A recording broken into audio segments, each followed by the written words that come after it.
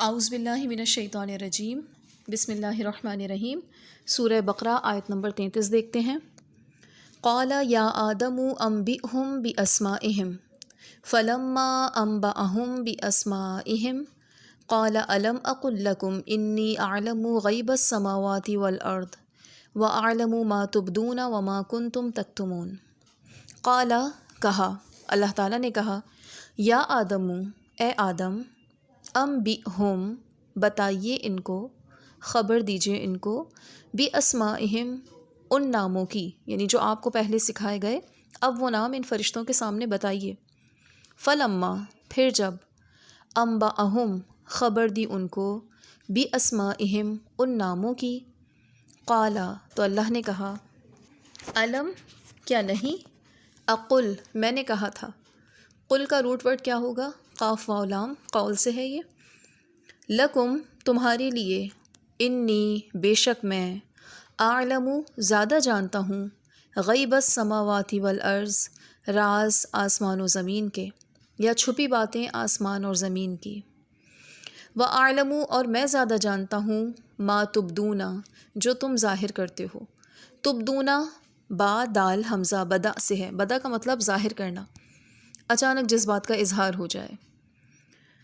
وما اور جو، کن تم تھے تم، تکتمون چھپاتے۔ تکتمون اس کا روٹ ورڈ کیا ہے؟ کاف تا میم، کتما، کتما کا مطلب ہوتا ہے چھپانا۔ تو میں جانتا ہوں جو تم ظاہر کرتے ہو اور جو تم چھپاتے تھے۔ اسماء سے مراد مسمیات، یعنی اشخاص اور اشیاء وغیرہ کے نام، یا ان کے خواص بتا دیے۔ فوائد کا علم بھی حضرت آدم علیہ السلام کو دے دیا۔ یہ اللہ تعالیٰ نے القاء الہام کے ذریعے سے حضرت آدم کو سکھایا۔ پھر جب ان سے کہا کہ آدم علیہ السلام ان کے نام بتاؤ، تو انہوں نے فوراً سب کچھ بیان کر دیا جو فرشتے بیان نہ کر سکے۔ اس طرح اللہ تعالیٰ نے ایک تو فرشتوں پر حکمت تخلیق آدم واضح کر دی، دوسرے دنیا میں نظام چلانے کے لیے علم کی اہمیت اور فضیلت بھی بیان فرما دی۔ یعنی جب آدم علیہ السلام کی تخلیق کی تو سب سے پہلی جو چیز تھی وہ علم تھا۔ ابھی کھانے پینے کا بھی ذکر نہیں کیا، یعنی اس سے پہلے بھی انسان کی جو بنیادی ضرورت ہے وہ کیا ہے؟ علم۔ علم کی وجہ سے اللہ تعالیٰ نے تمام فرشتوں پر آدم علیہ السلام کو فضیلت دے دی۔ علم کا فائدہ کیا ہے؟ زندگی گزارنے کے اصول، حلال حرام کی پہچان۔ علم ہوگا تو ہی تو حلال کھائے گا، علم ہوگا تو ہی تو حرام سے بچے گا۔ تو کھانے سے بھی پہلے اپنی ضروریات زندگی یا ضروری کاموں سے پہلے بھی علم کی ضرورت ہے، اور علم پیسے سے نہیں کمایا جاتا۔ اللہ تعالیٰ نے آدم علیہ السلام کو علم سکھا دیا تھا، اس کے لیے کوئی ان کو ایفرٹس نہیں کرنی پڑی تھی، اللہ تعالیٰ نے ان کو یہ علم دیا۔ آج دنیا میں ہم مال دے کر علم حاصل کرتے ہیں، کون سے علم کے لیے مال خرچ کرتے ہیں، اور قرآن کی تعلیم کے لیے کتنا کچھ خرچ کرتے ہیں۔ علم حاصل کر کے تو مال کمایا جا سکتا ہے، لیکن مال خرچ کر کے علم نہیں کمایا جا سکتا۔ آپ دیکھیں بہت سے لوگ فیسیں ادا کرتے ہیں اپنے بچوں کی، کیا وہ پڑھ کے دے دیتے ہیں؟ سب بچے پڑھ جاتے ہیں؟ ایسا تو نہیں ہے۔ تو علم جس کو شوق ہوتا ہے، جس کو طلب ہوتی ہے، اسے حاصل ہوتا ہے۔ اور اگر پیسے سے ہی علم خریدا جاتا تو پھر غریبوں کے پاس علم نہ ہوتا، بے سہارا لوگوں کے پاس علم نہ ہوتا۔ مزید علم کا فائدہ دیکھیے۔ علم ہماری حفاظت کرتا ہے، ہم مال کی حفاظت کرتے ہیں۔ علم چوری نہیں ہوتا، مال چوری ہو جاتا ہے۔ علم کو سنبھالو تو عزت ملتی ہے، علم کو جتنا خرچ کرو علم بڑھتا ہے، مال کو خرچ کرو مال کم ہوتا ہے۔ کل تک مسلمانوں کی وراثت تھا، علم کو دیکھیے، chemistry, biology, physics, science, technology, علم جراحت، علم طب، یہ مسلمانوں کا اثاثہ تھا۔ آج ہم اس میں ماہر نہیں ہیں۔ آج ہماری مہارت کس چیز میں ہے؟ دنیا کی چیزوں میں ہے۔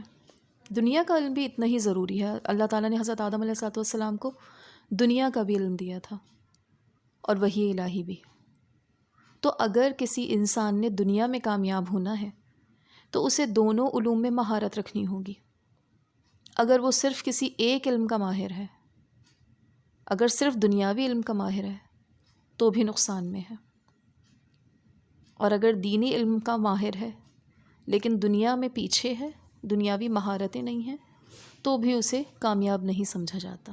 تو ہمیں اور ہمارے بچوں کو، امت مسلمہ کو، دونوں علوم سے آراستہ ہونا ہے، دنیاوی علوم بھی اور دینی علوم بھی جو وحی الہی سے حاصل ہوتے ہیں.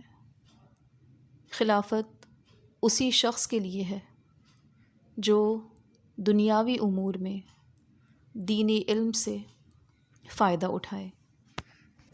جب یہ حکمت اور علم کی اہمیت فرشتوں پر واضح ہوئی تو انہوں نے اپنے علم کی کمی اور فہم کا اعتراف کر لیا کہ ہم نہ سمجھے تھے، ہمارا علم ہی کم تھا، ہم نے مان لیا. فرشتوں کے اس اعتراف سے یہ بھی واضح ہو گیا کہ عالم غیب صرف اللہ کی ذات ہے. اللہ کے برگزیدہ بندوں کو بھی اتنا ہی علم ہے جتنا اللہ تعالیٰ نے انہیں عطا فرما دیا. اب یہاں پر فرشتوں کی یہ خوبی کہ انہوں نے اپنی کم علمی کا اعتراف کیا. اللہ کی جو وہ حکمت نہ سمجھ سکے اس کا انہیں افسوس تھا، اس کا انہوں نے اعتراف کیا. انسان علم کی وجہ سے اہمیت کا حامل ہے. اگر آپ کے پاس علم ہے تو لوگ خود بخود آپ کا احترام کریں گے. اگر وہ علم کی کمی کا شکار ہیں تو وہ آپ کے احترام میں کوئی کمی نہیں کریں گے. تو علم انسان کا مرتبہ بھی بڑھاتا ہے، عزت بھی بڑھاتا ہے. فرشتوں کا علم جزوی تھا اور وہ مقرب ہونے کے باوجود بھی علم غیب نہیں رکھتے تھے.